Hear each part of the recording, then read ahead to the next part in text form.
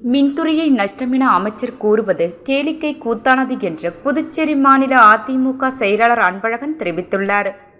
இது தொடர்பாக அவர் செய்தியாளரிடம் கூறுகையில், மத்திய அரசின் மக்கள் விரோத திட்டத்தை செயல்படுத்தும் ஒரு அடிமைத்தனமான ஆட்சியாக புதுச்சேரி பாஜக என்ஆர் காங்கிரஸ் கூட்டணி ஆட்சி உள்ளது.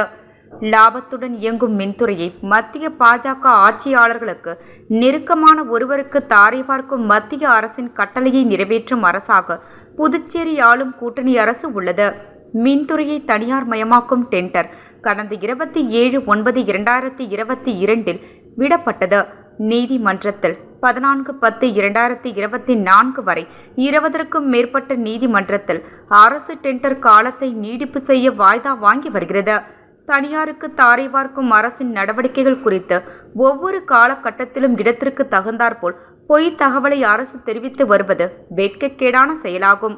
6/8/2024 அன்று நடைபெற்ற சட்டமன்ற கூட்டத்தொடரில் முதலமைச்சரும் அமைச்சரும் மின்துறை தனியார்மயம் ஆகாது என சட்டமன்றத்தில் தெரிவித்ததை தொடர்ந்து மின்துறை தனியார்மயம் ஆகாது என பேரவைத் தலைவர் நீதிமன்றத்தில் வழக்கு இருக்கும்போதே அறிவித்தார். சில வாரங்களுக்கு முன்பு மத்திய மின்துறை இணை அமைச்சர் புதுச்சேரிக்கு வருகை தந்த போது மின்துறை தனியார்மயமாக்க அரசு எடுத்த நடவடிக்கைகள் என்ன என்று விளக்கம் கேட்டிருந்தார்.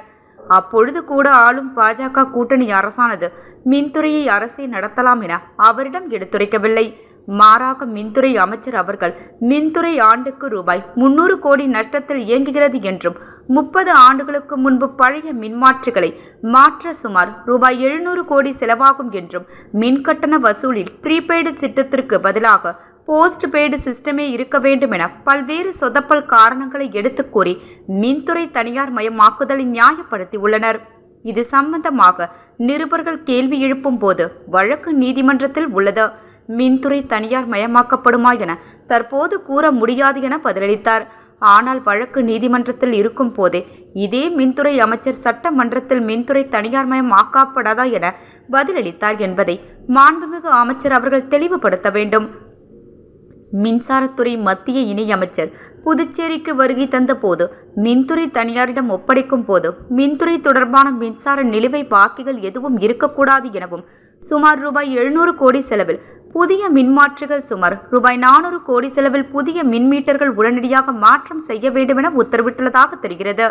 இவை அனைத்தும் மக்களுடைய வரிப்பணத்தில் அடங்கும். மின்துறை பாக்கி சம்பந்தமாக கடந்த 5/11/2024 சார்பாக புதுச்சேரிக்கு அரசுக்கு கடிதம் அனுப்பியுள்ளது.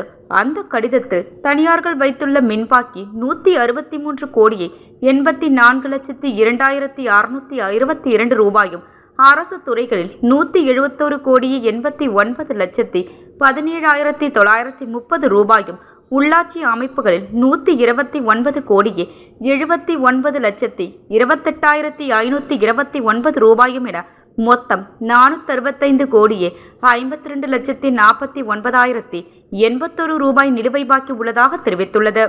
இது சம்பந்தமாக நம்முடைய நிதி செயலர் அவர்கள் சம்பந்தப்பட்ட அதிகாரிகளை அழைத்து 1 மாதத்திற்குள் அத்தனை பாக்கிகளையும் வசூல் செய்ய வேண்டும் என உத்தரவிட்டுள்ளார். இவை அனைத்தும் மின்துறையை தனியார் மயமாக்கும் போது எவ்வித வரவு செலவு தொகையும் நிலுவை பாக்கி இல்லாமல் கட்டுவதற்கான பணியை அரசு செய்கிறது. மின்துறைக்கு சுமார் 285 ஏக்கர் நிலம் உள்ளது. தற்போது ஸ்மார்ட் சிட்டி நிதியில் இருந்து ரூபாய் 230 கோடிக்கு புதிய மின் கேபிள்கள் புதைக்கப்பட்டுள்ளது. ஆயிரக்கணக்கான கோடி ரூபாய் மதிப்பில் மின்சார தளவாட பொருட்கள் மின்துறைக்கு சொந்தமானதாக உள்ளது. ஆனாலும் புதுச்சேரி அரசு மின்துறையின் மொத்த மதிப்பு ரூபாய் 1000 கோடி எனவும் அதில் ரூபாய் 500 கோடி அளவிற்கு தேய்மான செலவிற்கு குறைத்து கொண்டு மீதி மின்துறையின் மதிப்பு வெறும் ரூபாய் 500 கோடி என மத்திய அரசு கைகாட்டும் தனியாருக்கு வழங்கப்பட உள்ளது. கடந்த ஆண்டு மின்துறையில் ரூபாய் 25 கோடி லாபம் என மின்துறை அமைச்சர் தெரிவித்திருந்தார்.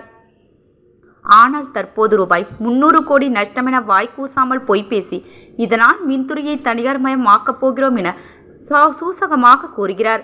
புதுச்சேரி மின்மிகை மாநிலமாகவும் நம்முடைய தேவைக்கு மேல் உபரியாக உள்ள மின்சாரம் அண்டை மாநில தனியாருக்கு லாபத்துடன் விற்பனை செய்யப்படுகிறது. இந்த நிலையில் மின்துறையில் நஷ்டம் என அமைச்சர் கூறுவது கேலி கூத்தான ஒன்றாகும் என கூறினார். பேட்டியின் போது மாநில கழக அவைத்தலைவர் அன்பானந்தம், மாநில கழக இணை செயலாளர் திருநாவுக்கரசு, மாநில கழக பொருளாளர் ரவி பாண்டுரங்கன், புதுச்சேரி நகர கழக செயலாளர் அன்பழகன் உடையார், மாநில துணை செயலாளர் நாகமணி, மாநில அண்ணா தொழிற்சங்க பேரவை செயலாளர் பாப்புசாமி ஆகியோர் உடனிருந்தனர்.